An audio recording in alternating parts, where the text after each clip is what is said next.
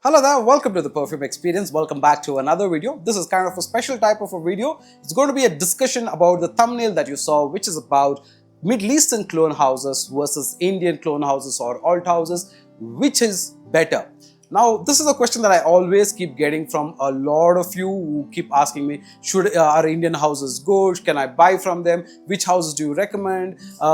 Should I get a Middle Eastern one of this particular fragrance or an Indian dupe? All of this, right? So I thought, okay, let's answer as much as possible, because I am not going to tell you that whether Middle Eastern is better or Indian alt houses are better, but I'm going to try and talk to you and tell you about the pros and cons about each one of them and give you a lot of clarity if it's possible to do so in this particular video, and so that can help you make a better decision to figure out which kind of fragrance is more suited for your needs, right? So that's the end goal of this particular video, and I hope this can be a good one. So if you kind of like the type of content that I bring, please hit the like button, subscribe, and let's get into this video right after this intro. You're watching the Perfume Experience, and if you're first time on this particular channel, my name is Rodney. Let's get going right after this.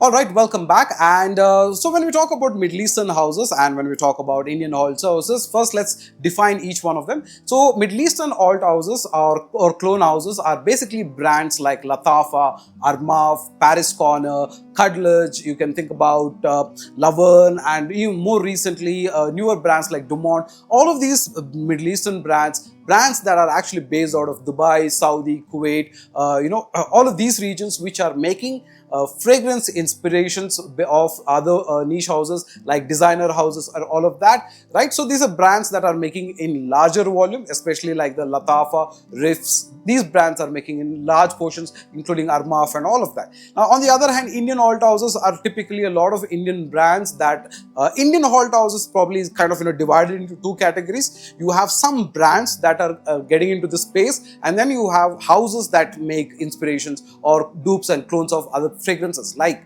for example, if you talk about brands, if you think about EM5, okay, for example, and that's a brand that's getting into a lot of the alt space in India, whereas a lot of other brands like Beardo and Wildstone, all of them, they also make dupes, but they're making less number of dupes, and they're actually not endorsing the part that they're actually making clones of a certain part of certain fragrance. But EM5 on the other hand is actually telling you that it's an inspiration based out of this particular fragrance or so, right? So on one side in India, we have these brands that are coming up, new brands are coming up, and then you have the alt houses. Now the alt houses is kind of again divided by a certain type of brands, like for example Excellency, Arabian Aroma, Toxic Male, a lot of those things that you see on Instagram, which is kind of actual junk that you see. So that is one side of the Indian alt houses that is there. On the other side, you have really good houses that are actually making something worthwhile, good fragrance houses like Afia, Amaf, you can think about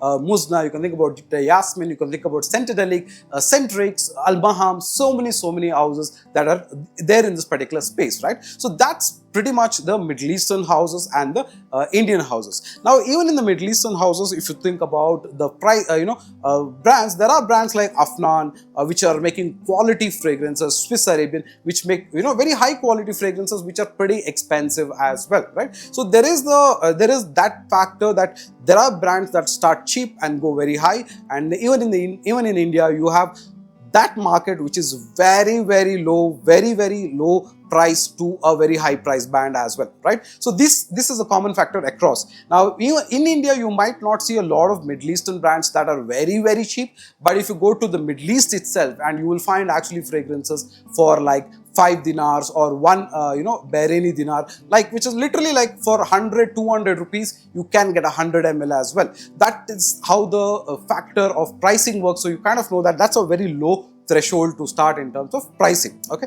But that's not going to be our discussion point. We will come to pricing a little later. So let's get into the first factor, what appeals with Middle Eastern houses versus Indian houses. Now, one of the things that happens is visual attraction. The visual element is a key element, and that is the most important thing for a fragrance brand, because you see liquor brands and fragrance brand have got one thing in common, and that is the way the bottles look, and that is pretty much what inspires, draws a person to the bottle and to sniff the fragrance and then try and see how does it smell like and what happens, so forth, right? So this element is blown away by Middle Eastern houses 100%, especially when you think about brands like Latafa with a pizza, or if you think about Fragrance World with this Jean Paul Gaultier bottle, or if you think about even good bottle houses like Paris Corner, so with this kind of presentation. So these are very appealing, especially with their full presentation, like a box that they come in, like this, and the presentation is, these are definitely a very visual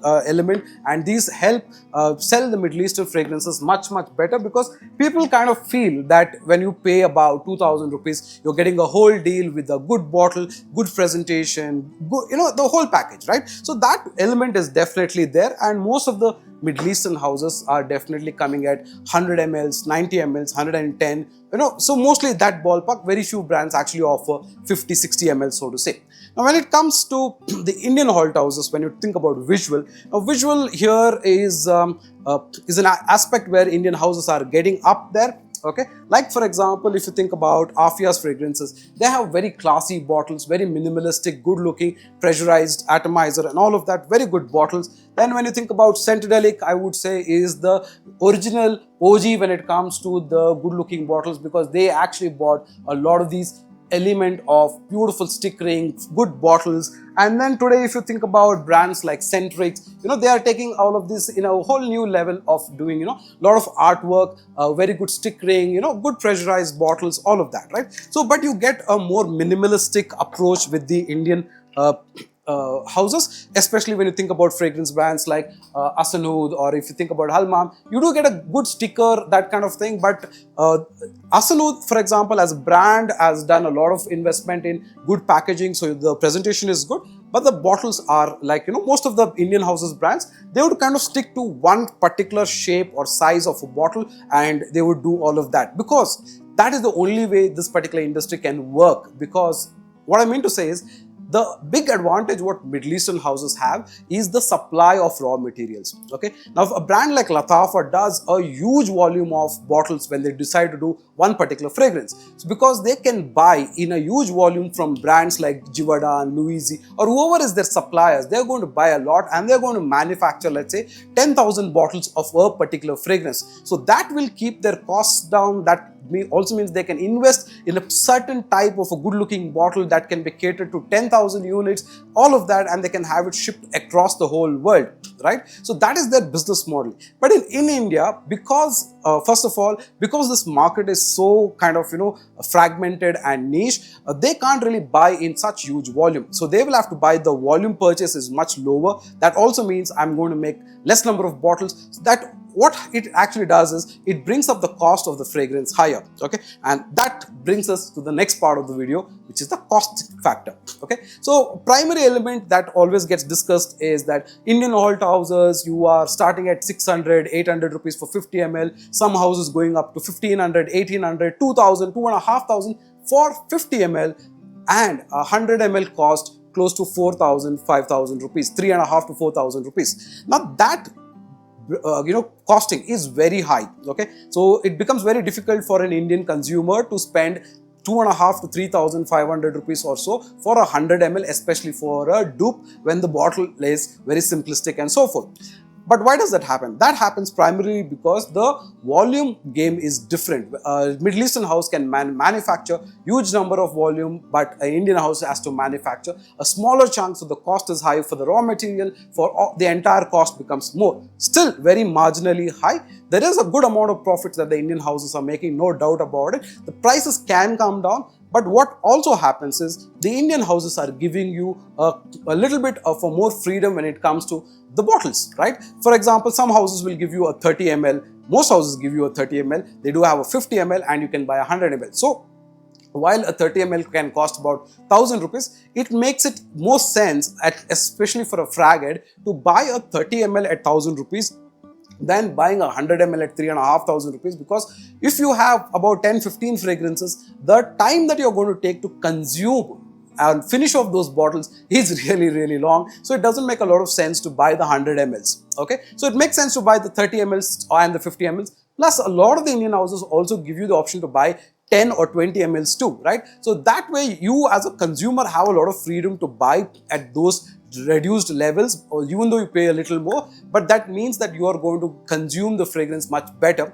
versus Middle Eastern houses where you'll have to blind buy 100 mls, or you will have to buy decants from sellers or others, somebody like me from who will decant the fragrances for you, because that will allow you to try those decants. But then if you want to buy a bottle or a whole presentation, then it's mostly going to be 100 ml or so, right? So that's another element that happens. The third element that we can think about is the quality.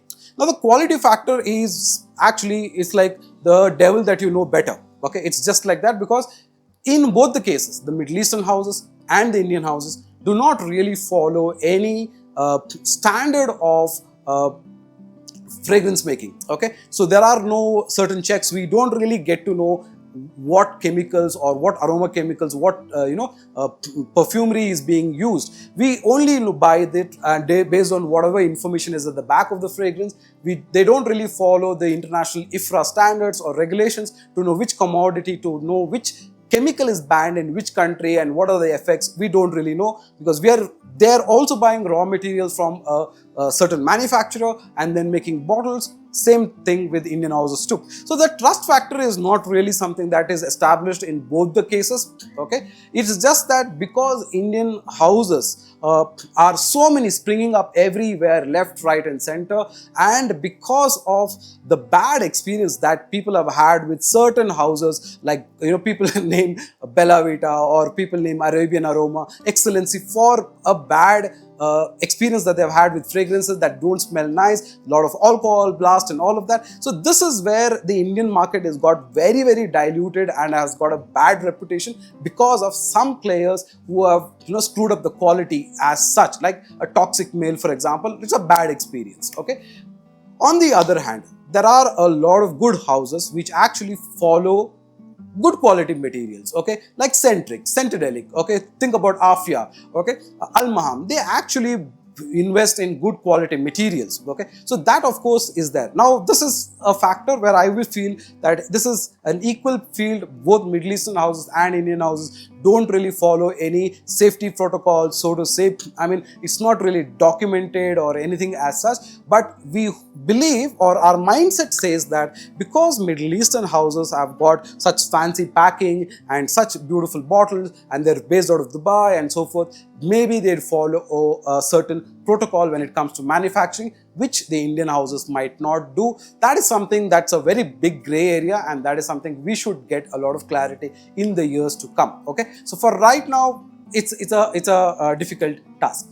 Next, let's talk about scent profile. Okay, now when I talk about scent profile, I'm talking about the possibility of which is closer to OG. This is another thing that a lot of people want when they're considering a dupe, because they want to know whether this particular fragrance is, how close is it to the OG. Okay, now this is really difficult to kind of answer as well. While I have done a lot of comparison videos in my channel from the initial days, and whenever possible I do compare a fragrance with its OG to check how close is it. But the question really comes to is, the manufacturer who's making this particular fragrance, whether this is an Indian Halt House or a Middle Eastern Halt House, he's making of a particular batch. Okay, so how do these guys first of all make fragrances? That's a thing that we need to understand. There are brands like Givaudan, Louise, Firamenche, a lot of these brands which actually make reverse engineering, or they actually supply the raw material to a lot of these designer brands. So they kind of have a construction of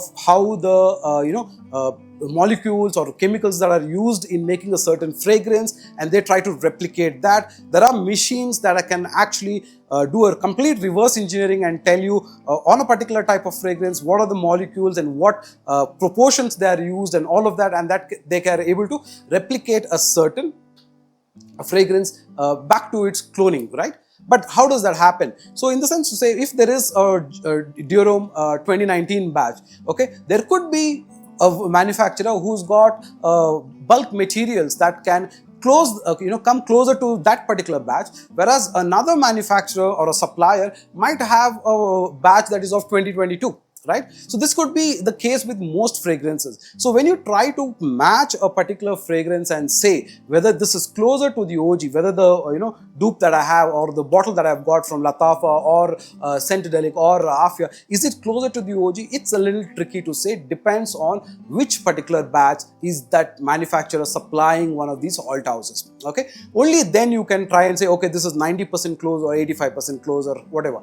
But in general, in most cases, there's not a lot of reformulation that happens. So you can kind of safely say that the match would generally be about 80%, 85%.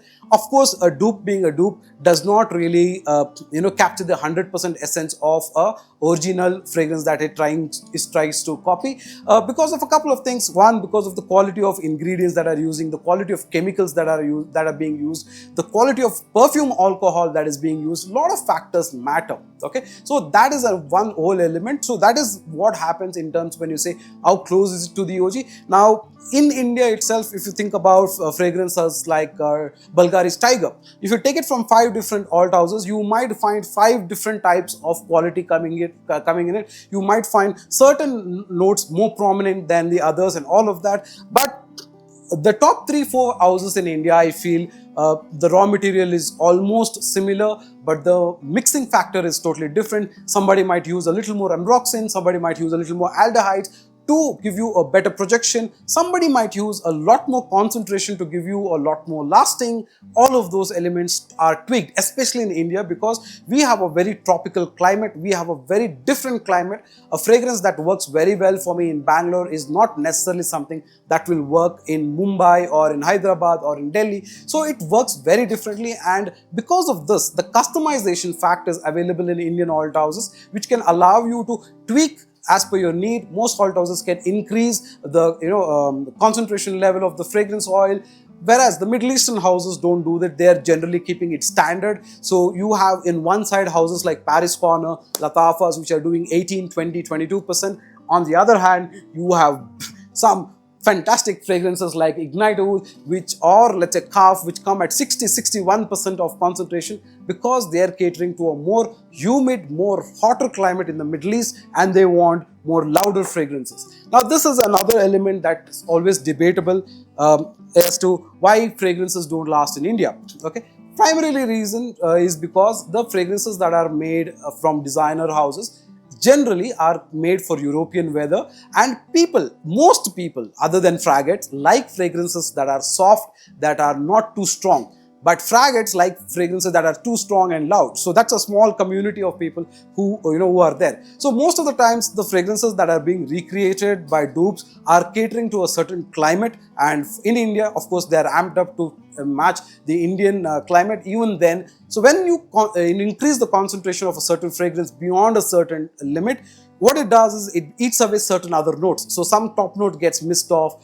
or some element goes away. So that happens. On the other hand, when you keep the concentration levels lower, like 18-20%, what happens is the performance is average. You don't get a long lasting, you get a decent flow. Now we are the type of people who we will pay only so much, but we want long lasting, we want high projection, we want it to break all barriers, but it should not be expensive. Well, you can't get everything. You can't ask for the cake and eat it too. It's not just going to be possible. So you gotta choose what do you really want, whether you want a long lasting fragrance or you want a fragrance which has got a better scent profile, better quality of ingredients. What's going to be your take? All right, now let's talk about a few cons that happen in all of these. Now, while the Middle Eastern brands, if you notice one thing, when they arrive or when the availability is in India, you will find that particular fragrance, and then once it gets sold out, you will notice that for months together you do not have access to that particular fragrance. Okay, it's very difficult to get your hands on a particular Middle Eastern fragrance once it's out of the market. Why does this happen? The primary reason for that is, if let's say Latafa decides to do this particular fragrance, they are going to do only this particular fragrance for that particular day or for a couple of days. That means they will probably manufacture 1 lakh units of this or 50,000 units of it or whatever. They will make that entire production of this one particular fragrance, then stop, and then do another fragrance immediately after that. That means once they've produced this, once they've distributed this across the world, they will not come back to it unless there is a lot of demand, or by the time they come back to this particular fragrance, it might be a few months. Okay, so that is one huge challenge, because like I said earlier, they will do this basis the amount of purchase that they have done from the suppliers of the raw materials for these particular brands, right? So based on that particular availability, they would do that. Now, on the con side, in India, what happens? You have either Indian alt houses that custom make fragrances for you. That means you place your order and then they will mix the raw materials with the perfume oil, let it macerate for a few days, and then bring it out to you, okay, ship it to you. So you will have to keep it for some days, then expect performance getting better, okay. That is one thing. On the other hand, you have other manufacturers who would make fragrances in batches, and then they will have pre-booking, and then they will have a release ready to ship kind of a date, and then they ship it according to that based on the volume of business that they get from each one. So there are different methodologies that is used by different people.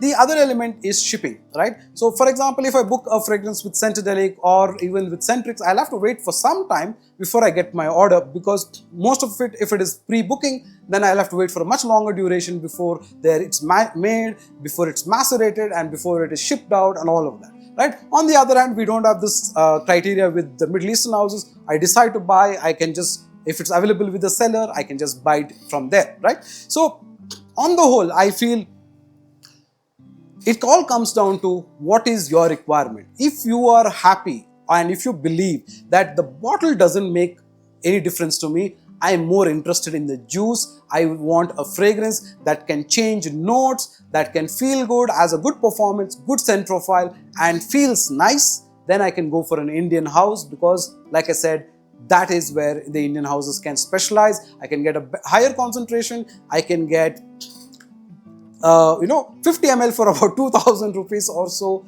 But that's my con and that's my pro at the same time. Okay, customization is my advantage. I can have the leverage of buying a good quality juice for that particular price. Flip side, on the Middle Eastern side, you get a very good looking bottle. You are not too sure until you receive the fragrance, how good does it smell, how much alcohol blast does it have, is it macerated well, all of that you don't know, but you end up paying 1.5 to 2,000, 2,500 rupees to get 100 ml of a very good quality juice as well. Okay, so that's the pro and the con right there, because you're doing a blind buy most of the time and you have to buy a larger portion of 100 ml. So that is one disadvantage there, right? Because you don't get the same thing in 50 and 100 ml volume. On the other hand, Middle Eastern houses that cost more, like the Armaf, like the Afnan, they offer superior quality for that particular price point, and the whole feeling that it doesn't smell like a cheap dupe is absolutely gained by those brands. So yes, while you spend 3,500-4,000 rupees for a 100 ml bottle, when you think about that price bracket right there, and when you think about the 100 mls that the Indian houses are selling, you will suddenly notice that both of these price bands are at the same par, and they don't really make that definition of value for money anymore, because that line is very, very thin, where you cross that 1,200 rupees for 50 ml to 1,600-1,700 rupees from ME house to get a 100 ml. It's very close there. So the 1,500-1,600 rupees Middle Eastern houses are your Maison Alhambras, are your Paris Corner and all of that, which are okay type of an house to go. But if you want really high quality fragrances like Afnan or Al Armain, or if you think about Armaf, or even Ahmad Al Maghrabi, then you know that the price bracket shoots to 3,000 rupees and above. Now at that price point, the Indian fragrance houses break even, right? But then you just get a slightly better, you get a better presentation at that price point. Okay, so that's what I kind of felt about all of these things. I thought, let's talk to you, let's understand, and then you can let me know what do you think about this debate about Indian houses versus Middle Eastern houses, which is right and what should you get, right? And I have been somebody who's endorsing both of these brands, so you will find a lot of Indian houses that I talk about and how they perform. I also do a lot of reviews of Middle Eastern houses as well. In your comments, do let me know how you like the video, what are my thoughts, and if there is something that you don't agree, do let me know. All of that we can definitely think about and incorporate that, and let me know what you think about the video as well. So I will see you on another video. Until another time, take care. Bye bye.